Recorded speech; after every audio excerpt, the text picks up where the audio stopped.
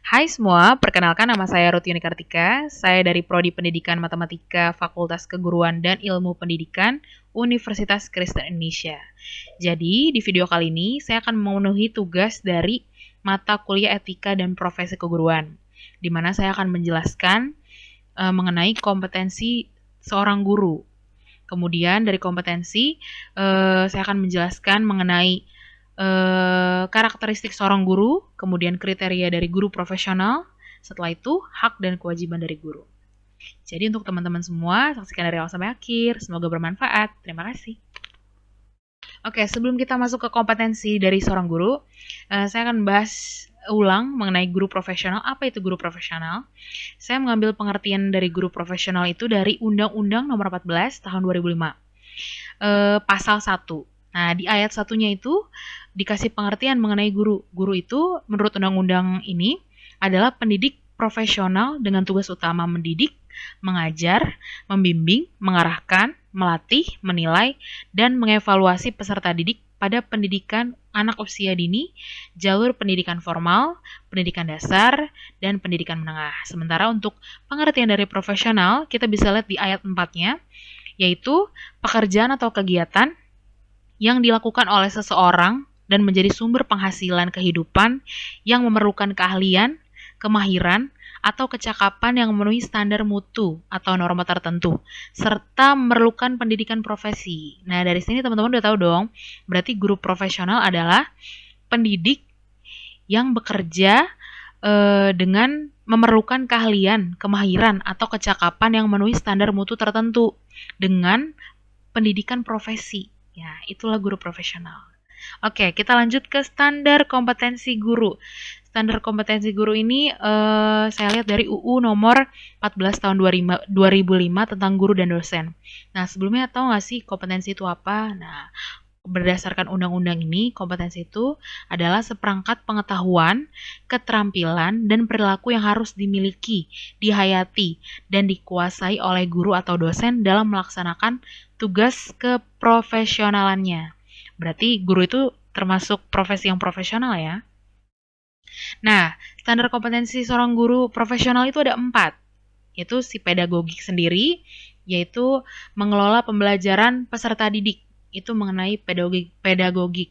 Nah, untuk yang kedua itu ada kepribadian. Kepribadian itu sikap dan perilaku guru yang nantinya dijadikan teladan. Teladan bagi tentunya peserta didik.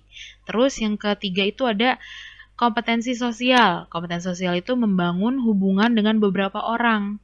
Nah, orangnya siapa aja nanti akan kita bahas. Terus yang terakhir itu adalah kompetensi profesionalitas atau profesional, yakni memiliki pengetahuan yang luas dan mendalam. Nah, saya akan menjelaskan satu persatu lebih lanjut.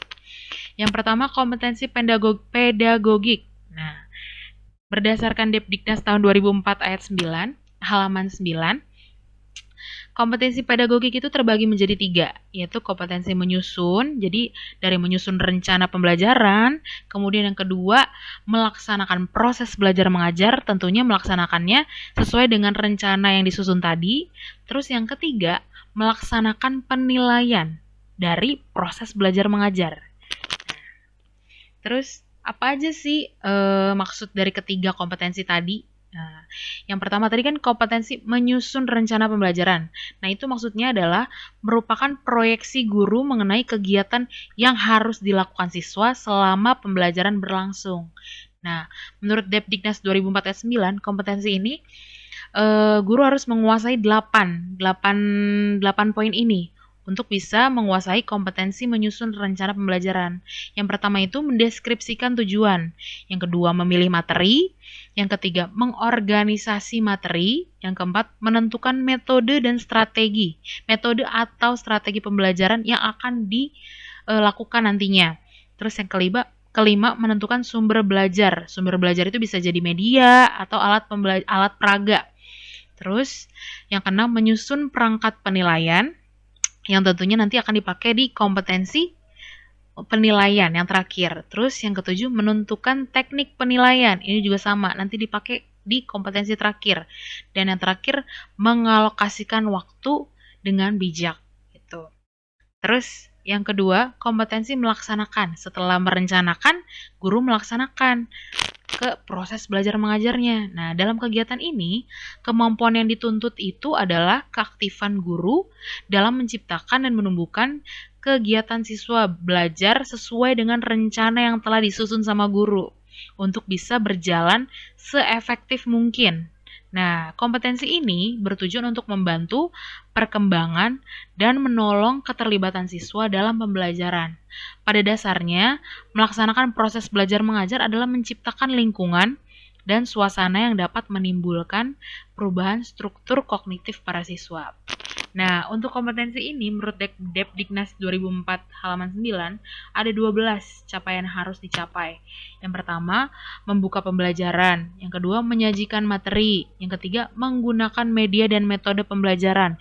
Yang keempat, menggunakan alat peraga. Yang kelima, menggunakan bahasa yang komunikatif. Yang keenam, mampu memotivasi siswa. Yang ketujuh, mengorganisasi kegiatan. Yang kedelapan, berinteraksi dengan siswa secara komunikatif. Yang kesembilan, menyimpulkan pelajaran. Yang kesepuluh, memberikan umpan balik. Yang kesebelas, melaksanakan penilaian. Dan yang kedua belas, menggunakan waktu. Jadi, di kompetensi melaksanakan proses belajar mengajar ini, dia lebih ke arah melaksanakan dari rencananya tadi. Jadi dari Depdiknas yang tadi kan gimana gurunya bisa bikin alat peraga. Nah, kalau di sini gimana untuk menggunakan alat peraganya, mampu menggunakan alat peraganya, mampu memberikan umpan balik, melaksanakan penilaian, seperti itu.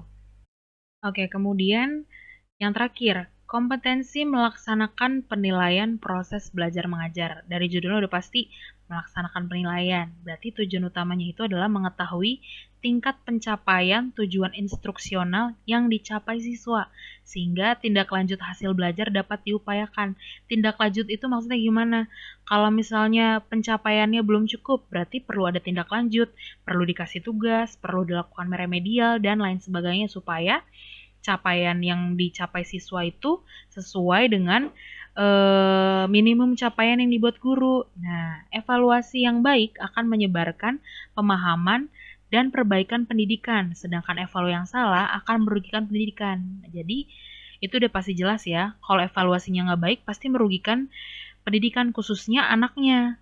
Kalau misalnya gurunya mengevaluasinya tidak bijak, tentu kita nggak tahu nih, dia sebenarnya benar udah tercapai atau belum gitu kan. Jadi harus dengan bijak dan konkret dalam penilaiannya supaya kita juga bisa bantu anak itu mencapai capaian minimum lah istilahnya. Nggak usah sampai maksimum, minimumnya aja gitu loh. Jadi mereka nanti bisa nggak terganggu di pendidikan selanjutnya.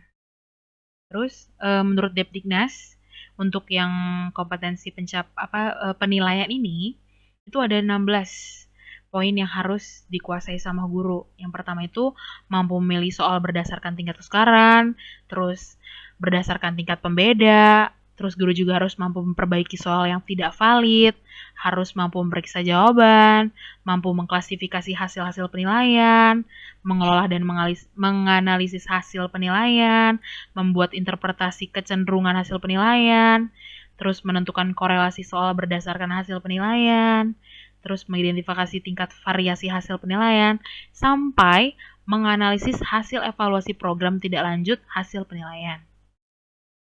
Terus tadi kan kompetensi itu 3 kompetensi tadi yang menyusun, melaksanakan, menilai, itu kan masuk ke pedagogik ya kan? Kompetensi 1 ya, standar kompetensi 1. Yang standar kompetensi 2 itu adalah kompetensi kepribadian. Nah, apa nih maksudnya? Nah, kompetensi kepribadian itu merupakan sikap dan tingkah laku guru dalam membangun etika dan karakteristik peserta didik, termasuk menumbuhkan minat dan motivasi belajar siswa lewat interaksi antar kedua pihak, antar guru dan peserta didik. Jadi kompetensi kepribadian ini lebih ke sikap dan perilaku gurunya di proses belajar mengajar gitu. Hal penting dalam kompetensi ini adalah keteladanan dari seorang guru itu sendiri. Kepribadian menentukan apakah guru menjadi pendidik dan pembina yang baik bagi anak didiknya, ataukah akan menjadi perusak atau penghancur bagi masa depan anak didiknya. Nah, kenapa bisa menjadi perusak atau penghancur? Ini bisa bermasalah dengan anak didik yang di tingkat dasar atau untuk anak didik yang punya kecenderungan kejiwaan. Kenapa seperti itu? Karena dia ngeliat kepribadian gurunya. Kalau kepribadian gurunya berantakan, tentu itu akan bermasalah, apalagi untuk anak-anak didik yang masih kecil. Tentunya pasti guru akan menjadi teladan baginya. Jadi, kepribadian guru itu penting. Terus, oke. Menurut Gamelar dan Dahyat, merujuk pada pendapat Asian Institute for Teacher Education, mengemukakan kompetensi pribadi meliputi 7 poin. Yang pertama, pengetahuan tentang adat istiadat, baik sosial maupun agama. Yang kedua, pengetahuan tentang budaya dan tradisi. Yang ketiga, pengetahuan tentang inti demokrasi.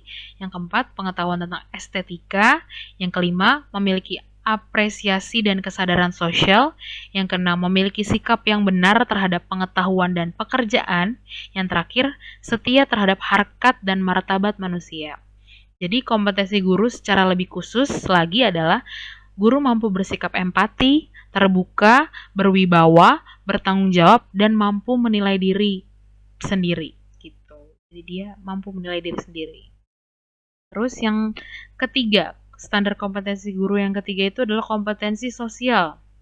Menurut Undang-Undang Guru dan Dosen, kompetensi sosial adalah kemampuan guru untuk berkomunikasi dan berinteraksi secara efektif dan efisien dengan peserta didik, sesama guru, orang tua wali peserta didik, dan masyarakat sekitar. Contohnya itu lembaga pendidikan. Tadi kan di awal saya udah jelasin kalau kompetensi sosial itu lebih ke hubungan guru dengan orang lain. Nah, orang lain itu dari peserta didik sampai masyarakat sekitar ini. Nah, menurut Anwar, mengemukakan kemampuan sosial mencakup kemampuan untuk menyesuaikan diri kepada tuntutan kerja dan lingkungan sekitar pada waktu membawakan tugasnya sebagai guru. Nah, kompetensi sosial guru tercermin melalui beberapa indikator. Tentunya dari interaksi yang dari orang-orang yang tadi, dari peserta didik atau siswa, kepala sekolah, rekan kerja itu sesama guru maksudnya, terus orang tua siswa, dan masyarakat. Nah, dengan interaksi-interaksi tersebut, memungkinkan guru memperoleh informasi atau masukan penting dalam meningkatkan kualitas pembelajaran. Oke, menurut Depdiknas mengemukakan kompetensi profesional itu meliputi ada 3. Yang pertama itu pengembangan profesi. Yang masuk dalam pengembangan profesi itu kayak guru tuh bisa nulis makalah, menyusun diktat pelajaran, mengalihbahasakan buku pelajaran atau karya ilmiah, mengembangkan berbagai model pembelajaran, mengikuti informasi perkembangan iptek atau kayak seminar-seminar lain. Terus selain itu juga dia bisa nyusun jurnal, nyusun karya ilmiah, gitu-gitu. Itu pengembangan profesi. Terus, kalau misalnya yang kedua itu adalah pemahaman wawasan. Pemahaman wawasan itu kayak memahami visi dan misi, mengidentifikasi permasalahan umum pendidikan dalam hal proses dan hasil belajar, membangun sistem yang menunjukkan keterkaitan pendidikan dan luar sekolah, memahami fungsi sekolah, itu untuk pemahaman wawasan. Itu lebih ke sekolahnya, dia harus tahu nih wawasan dia harus tahu sekolahnya itu visi misinya, hubungannya gimana dengan sekolah, lembaga-lembaga terhadap sekolahnya kayak gitu. Terus yang terakhir itu penguasaan bahan kajian akademik. Nah, dari sini udah tahu dong, berarti dia harus menguasai, misalnya dia guru bahasa Indonesia, berarti dia harus menguasai pemahaman dia tentang ilmu bahasa Indonesia, dan itu menguasainya harus mendalam karena ini profesional gitu. Jadi kayak memahami struktur pengetahuan, substansi materi, substansi kekuasaan sesuai dengan jenis pelayanan yang dibutuhkan siswa gitu. Terus setelah kompetensi, kita akan bahas tentang karakteristik dari seorang guru. Nah, karakteristik itu merupakan suatu sifat atau karakter yang harus dimiliki atau dikuasai oleh seorang pendidik atau guru untuk menghasilkan suatu generasi yang bermartabat dan berakhlak. Nah, apa aja sih karakteristik guru? Nah, karakteristik guru menurut saya itu ada 25 poin. Dia mesti ramah, komunikatif, fleksibel, terbuka, mampu berdiri sendiri, peka, tekun, realistik, bisa melihat ke depan. Maksudnya kayak dia bisa ngeliat peluang ke depan gimana, atau dia bisa merencanakan ke depannya mesti gimana. Terus dia harus punya rasa ingin tahu, bisa menerima diri dia sendiri, bisa berjiwa sosial, sabar, penuh kasih sayang, penuh perhatian, punya toleransi tinggi, empati, apa adanya, adil, profesional, mampu menghargai dan mengerti perasaan anak, pemaaf, kritis, bijaksana, dan punya akhlak dan budi pekerti yang luhur. Kemudian untuk kriteria guru profesional. Gimana nih kriteria guru profesional? Menurut saya kriteria dari guru yang profesional itu harus adil, terbuka, bisa jadi contoh, bijaksana, fleksibel, peka, memahami proses, pengendalian diri, konsisten, memahami siswa, berpengetahuan luas, up to date itu maksudnya dia harus tahu perkembangan pendidikan tuh sekarang gimana. Jadi dia harus aktif teknologi gitu loh, harus up to date, jangan gagap teknologi. Terus dia harus aktif, kreatif, inovatif, punya kualitas yang baik. Maksudnya kualitas yang baik itu dia punya sertifikat yang baik gitu, kayak misalnya dia punya pelatihan, ikut pelatihan apa, dia dapat sertifikasi kayak gitu.